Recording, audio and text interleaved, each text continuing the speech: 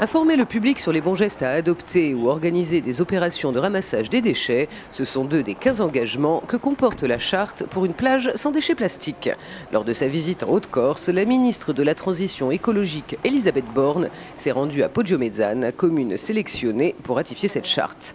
Un choix opéré au cours de l'été pour un document non opposable qui repose exclusivement sur l'engagement.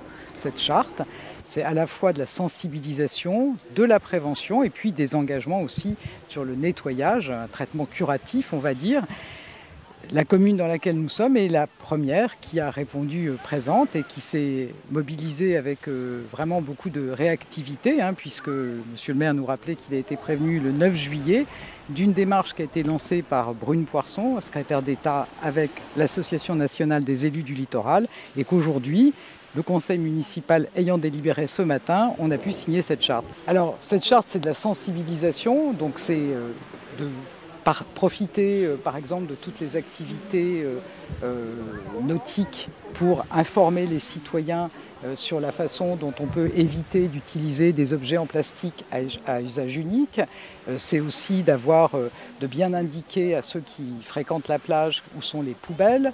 C'est aussi un travail avec notamment les restaurateurs, l'hôtellerie sur l'utilisation d'objets recyclables et non pas de plastique à usage unique. Donc c'est un ensemble d'actions qui vont se mettre en œuvre ici dans la commune.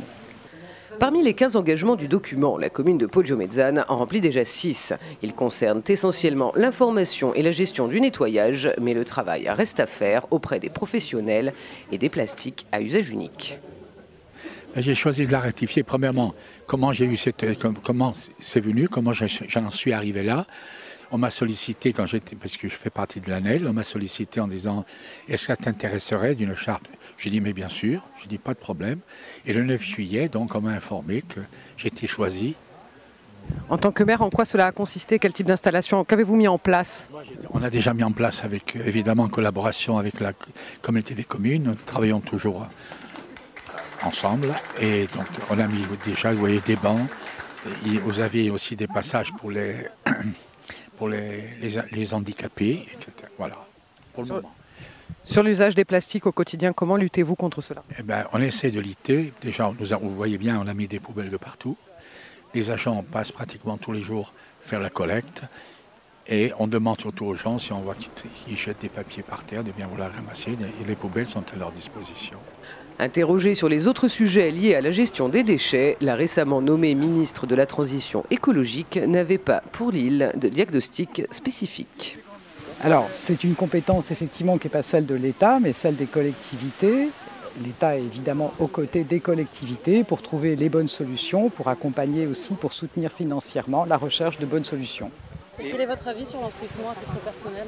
Alors, vous savez qu'évidemment, en tant que ministre de l'écologie, moi je porte d'abord la réutilisation, le recyclage et évidemment d'éviter des mises en décharge. Je ne vais pas me prononcer aujourd'hui sur la situation en Corse que je n'ai pas eu le temps d'approfondir suffisamment. Je pense que de façon générale, et ce sera aussi le sens du projet de loi anti-gaspillage que portera la secrétaire d'État Brune Poirson à la rentrée, il faut qu'on change nos habitudes de consommation en allant vers des produits à durée de vie plus longue, vers de la réutilisation, vers du recyclage.